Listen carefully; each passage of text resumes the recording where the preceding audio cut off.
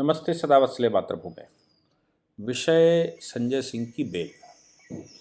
हम लोगों को सबको पता ही है कि संजय सिंह एक माध्यम थे और संजय सिंह को माध्यम के रूप में ईडी ने उठाया था। उठाने के बाद उनके खिलाफ इन्वेस्टिगेशन करने का मामला आया कि भाई वो पहले कस्टडी दी जाए, फिर कस्टडी के बाद जुडिशियल कस्टडी दी जाए, और अभी सुप्रीम कोर्ट में उनकी बेल चैलेंज हुई थी।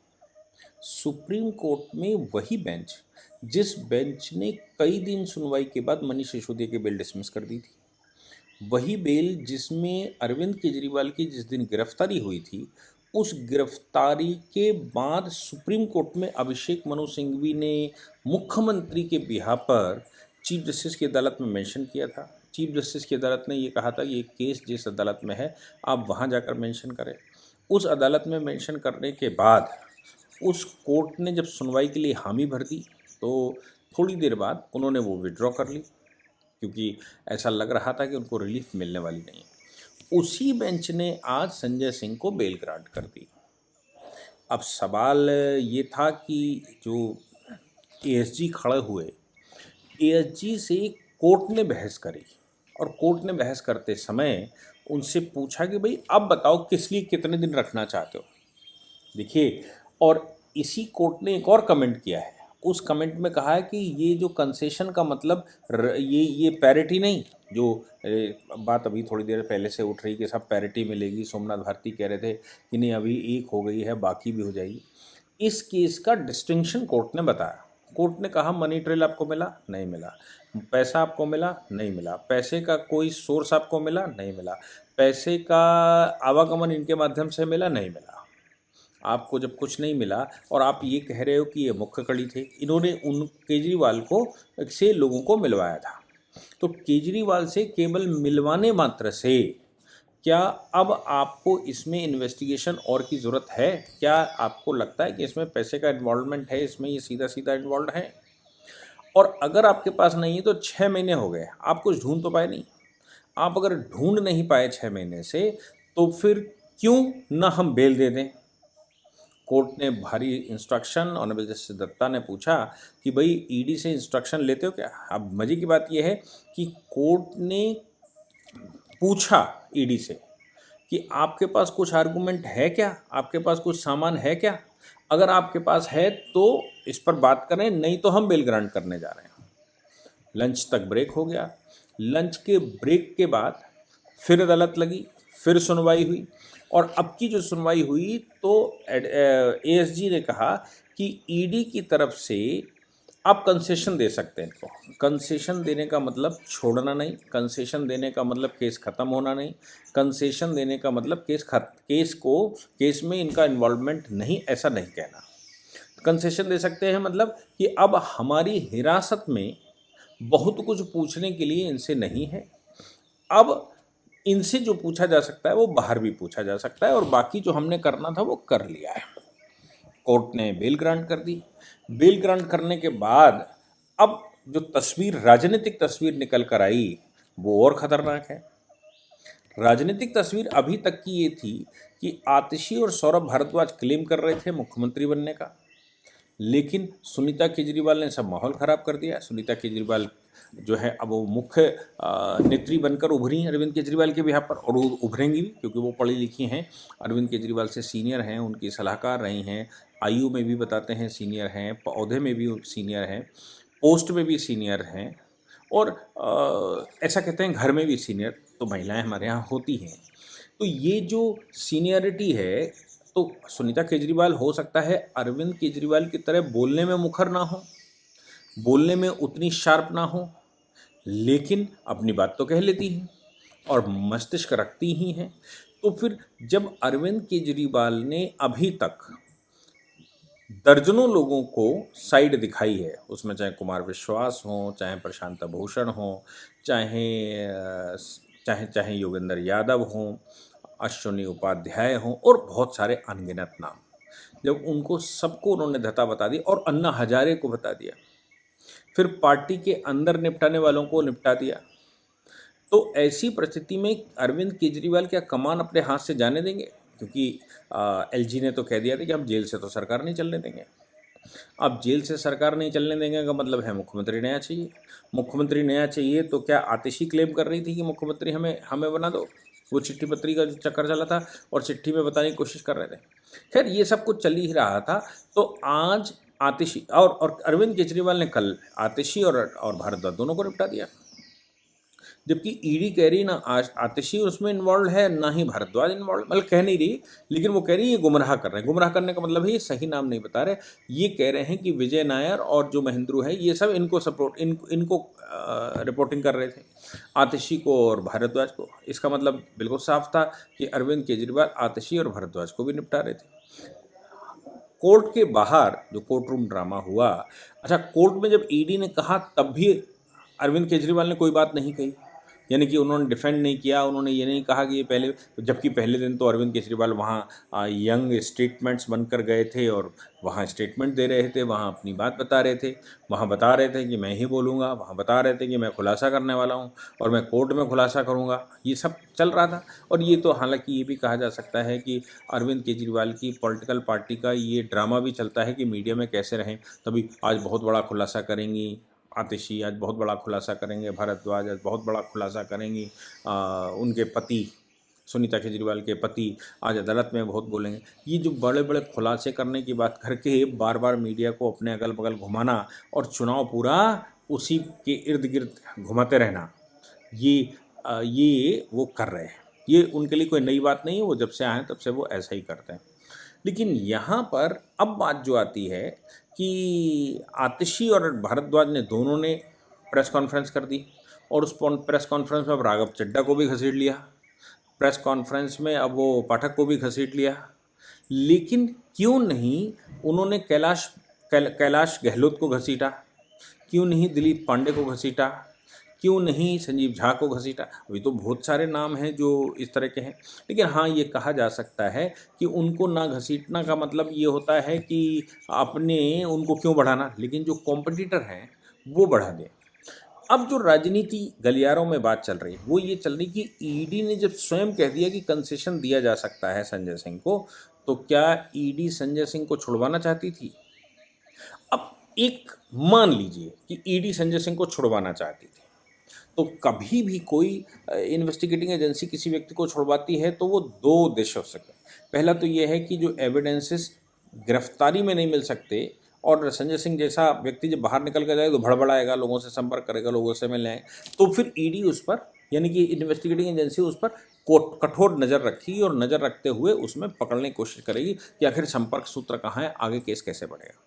कुल मिलाकर जो गिरफ्तारी में या हिरासत में रखा जाता तब भी केस आगे बढ़े उसके लिए, और जब छुड़वा देते हैं अपनी तरफ से तो भी केस आगे बढ़ने के लिए। अब ये कहा जा रहा है कि वो भारतीय जनता पार्टी ने छुड़वा दिया क्योंकि ईडी उनके हाथ से, ऐसा ऐसा आरोप लगा दिया कि ईडी उनके हाथ में। तो भारतीय जनता पार्टी ने छुड़वा दिया का मतलब क्या है? क्या आतिशी, सौरभ भारद्वाज, राघव चड्ढा और ये सुनीता केजरीवाल, इनके बीच में जो खिंचातनी चल रही है, इनके बीच में एक आहुति और डाल दी ताकि और थोड़ा तेज हो जाए और संजय सिंह बाहर निकलेंगे। No doubt Sanjay Singh second lineup के व्यक्ति हैं। सेकंड लाइनअप के मतलब कि वो उत्तर प्रदेश में जिस ज़िले में पैदा हुए वहाँ लोगों ने उनका टिकट बेचते हुए देखा था, टिकट मार्केटिंग करते हुए देखा था सिनेमा हॉल के बाहर। कुछ चोरी वोरी के मामले में भी, छोटी मोटी चोरी के मामले में या बड़ी चोरी के मामले में भी आरोप लगे थे। तो संजय सिंह तो शातिर हैं, इसमें कोई शक नहीं। और संजय सिंह अगर निकल कर आते हैं तो संजय सिंह क्या आतिशी को पीछे छोड़ देंगे? संजय सिंह क्या सौरभ भारद्वाज को पीछे छोड़ देंगे? और अब जो बहुत इंपॉर्टेंट बात है, जो क्या अब सुनीता केजरीवाल के सामने संजय सिंह खड़े होंगे? अभी तो सुनीता केजरीवाल के सामने आतिशी और सौरभ भारद्वाज थे। आतिशी सौरभ भारद्वाज दोनों को निपटा दिया, तो क्या अब संजय सिंह जो कि राज्यसभा के सदस्य भी हैं, राज्यसभा में भी चिल्लाएंगे, प्रखर वक्ता भी हैं, अच्छा बोलते भी हैं, चीज़ों को अच्छा प्रेजेंटेशन भी करते हैं, और आम आदमी पार्टी के मनीष सिसोदिया के जितना तो नहीं जानते होंगे, लेकिन मनीष सिसोदिया से थोड़ा कम ज़्यादा उनकी नॉलेज भी है आम आदमी पार्टी को लेकर, आम आदमी पार्टी के मामलों को लेकर। तो क्या संजय सिंह अब बाहर आकर सुनीता केजरीवाल के सामने एक बाधा खड़े होंगे, या फिर संजय सिंह बाहर आकर ईडी की इनडायरेक्ट मदद करेंगे, लोगों से मिलकर एविडेंस छुपाने का प्रयास, एविडेंस को हटाने का प्रयास, लोगों को समझाने का प्रयास, और या फिर मुख्यमंत्री की दौड़ में संजय सिंह सबसे अग्रणी भूमिका में है। आम आदमी पार्टी तोड़ने के फिराक में है, या आम आदमी पार्टी टूट सकती है जो बाहर कलेश मचा हुआ है पार्टी के अंदर। ये सब कुछ अपने आप में बता रहा है। पॉलिटिक्स है। पॉलिटिक्स तो आप देवेगौड़ा जी के प्रधानमंत्री बनने की इसे हिस्ट्री देखेंगे, आप चंद्रशेखर के प्रधानमंत्री बनने की हिस्ट्री देखेंगे, आप वीपी सिंह के प्रधानमंत्री बनने की हिस्ट्री देखेंगे। आप देखिए कि चौधरी देवीलाल उनका नाम लेकर जाते हैं कि चंद्रशेखर को प्रधानमंत्री बनाएंगे, और वीपी सिंह उनसे मिलते हैं और लेजिस्लेटिव काउंसिल के अंदर जाकर, मतलब लोकसभा के अंदर जाकर या बैठक में जाकर वीपी सिंह का नाम ले देते हैं। चंद्रशेखर हतप्रत रह गए, ये क्या हो गया। वीपी सिंह भी हतप्रत रह गए, ये क्या हो गया। लेकिन वीपी सिंह को प्रधानमंत्री बने, चौधरी देवीलाल खुद भी प्रधानमंत्री के दावेदार थे, लेकिन उनको बना दिया। तो ये जो राजनीति है, ये राजनीति कहाँ से क्या निकल कर जाए। लालू और मुलायम एक जाति के होने की वजह से प्रधानमंत्री नहीं बन पाए। लालू जब प्रधानमंत्री के दावेदार थे संयुक्त मोर्चे में, तो मुलायम ने विड्रॉ कर लिया। मुलायम जब आगे बढ़े तो लालू ने टांग खींच ली। क्यों? क्योंकि अगर उनमें से एक यादव आगे चढ़ जाएगा तो दूसरा तो अपने आप हल्का हो जाएगा। तो ये जो राजनीति है, इस राजनीति में क्या पीछे से चल रहा हो। ऐसा कहा जाता है कि राजमहल के राजा के साथ दफन हो जाते हैं और अगले राजा के लॉकर में बंद हो जाते हैं, उसकी तिजोरी में बंद हो जाते हैं, उसके कैद खाने में बंद हो जाते हैं। राजमहल के राज कभी बाहर नहीं आते। बिल्कुल वैसे ही जैसे अकबर से मिलने सलीम यानी कि जहांगीर गया और ये कह के गया कि जहाँ पनाह से मिलना है मेरे बाप हैं, जबकि युद्ध चल रहा था, बॉर्डर पर सेनाएं आमने सामने खड़ी हुई थी, खाने खाना की हत्या कर दी, उसकी हत्या कर दी गई थी। लेकिन यहाँ पर जो सवाल खड़ा हो रहा था कि बाप से बेटे को मिलने दिया जाए, अंदर वो मिलने गए। मिलने के बाद जहांगीर जब बाहर निकला तो बोले कि भाई जहाँ पनाह की तो मृत्यु हो गई और वो ये मुकुट हमको दे गए। अब जो बादशाह बन गया है उससे कौन पूछेगा, उसका मुकदमा कहाँ चलेगा, उसके एविडेंसेस क्या होंगे और क्या होगा। अंदर का राज अंदर ही रह गया। यहाँ पर ये ध्यान देने की बात ये है कि ये तो कहानियाँ साल 2 साल 3 साल बाद निकल कर आएंगी कि आखिर हुआ क्या। जगदम्बिका पाल उत्तर प्रदेश में अचानक मुख्यमंत्री कैसे बन गए, एक रात के ही मुख्यमंत्री रहे तो कैसे रहे। पूर्व मुख्यमंत्री उनके नाम के आगे लिख गया। उसी एक ही कार्यालय में एक जगह कल्याण सिंह बैठे थे और एक जगह जगदम्बिका पाल बैठे थे, 2 कार्यालयों में दोनों मुख्यमंत्री थे। दो मुख्यमंत्री कैसे हो सकते हैं। लेकिन ये राजनीतिक सियासत है, इस सियासत में कुछ भी हो सकता है। इसलिए सत्यता तो कुछ दिन बाद निकल कर आई है। लेकिन संजय सिंह कि निकलने का मतलब है, अगर पार्टी में कुछ दोनों काम हो सकते हैं। अगर पार्टी के अंदर ये सुनीता केजरीवाल बनाम अदर्स चल रहा है तो संजय सिंह अब बाधा बनने वाले हैं, और अगर पार्टी बिखरती दिखाई दे रही थी, मुख्यमंत्री कौन होगा दिखाई दे रहा था, तो संजय सिंह अब मैदान में आ गए हैं। बहुत सीनियर लीडर हैं, आम आदमी पार्टी के सारे राजों को भी जानते हैं, राजों के अलावा वो सारी गतिविधि भी जानते हैं। इसलिए वो पार्टी के चुनाव कैंपेनिंग में एक बेहतर भूमिका भी निभा सकते हैं। अब सवाल ये पैदा होता है कि जब आपने संजय सिंह के खिलाफ कुछ मिला नहीं, मनीष सिसोदिया के खिलाफ मिला था 300 करोड़ से ऊपर का, अरविंद केजरीवाल तो मुख्य भूमिका में हो ही सकते हैं। क्यों? क्योंकि ये जो संयोजक हैं वो आम आदमी पार्टी के, जिसने पैसा खर्च किया। तो क्या अब अरविंद केजरीवाल और मनीष सिसोदिया ही इसके मुख्य अभियुक्त होंगे और ये ही जेल में रहेंगे दोनों, जो ये जोड़ी है चंगू मंगू की, या फिर संजय सिंह बनाम ये हो जाएगा और संजय सिंह अब पार्टी चलाएंगे। संजय सिंह पार्टी अगर उनके हाथ में आ जाती तो वो सुनीता केजरीवाल और ये जो शीश महल है, शीश महल पर क्या संजय सिंह विराजमान होंगे या सुनीता केजरीवाल ही उसमें रहती रहेंगी। अगर संजय सिंह मुख्यमंत्री बनते हैं तो एलजी क्या सुनीता केजरीवाल से कहेगा कि खाली करिए और नया मुख्यमंत्री आया उनको जाने दीजिए। और अगर संजय सिंह कहते हैं नहीं ये मेरी भाभी है, ये तो यहीं रहेगी, तो क्या संवैधानिक संकट नहीं खड़ा होता, क्या कानूनी संकट नहीं खड़ा होता। और अगर संजय सिंह मुख्यमंत्री बन जाते हैं तो वो आम आदमी पार्टी के साथ कैसा ट्रीटमेंट करेंगे, कितना ट्रीटमेंट करेंगे, ये भी बहुत सारे प्रश्न खड़े होंगे।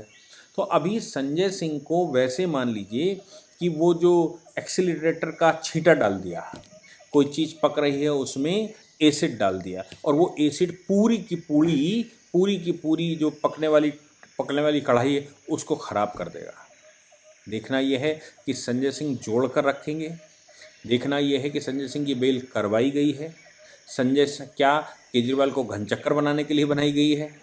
देखना ये भी है कि सुनीता केजरीवाल बनाम संजय सिंह तो नहीं होने वाला, या फिर दोनों मिलकर एक पर एक हो जाएंगे, 11 कहलाएंगे, और इधर आतिशी सौरभ भारद्वाज और राघव चड्ढा और ये वो, इनको साइड दिखाया जाएगा।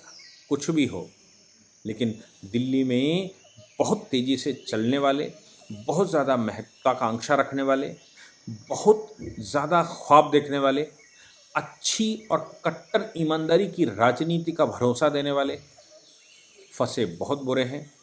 चाहे पैसा कितना भी हो, बहुत बुरे फंसे हैं। उसका परिणाम क्या होगा ये तो भविष्य बताएगा। जय हिंद, जय भारत, वंदे मातरम।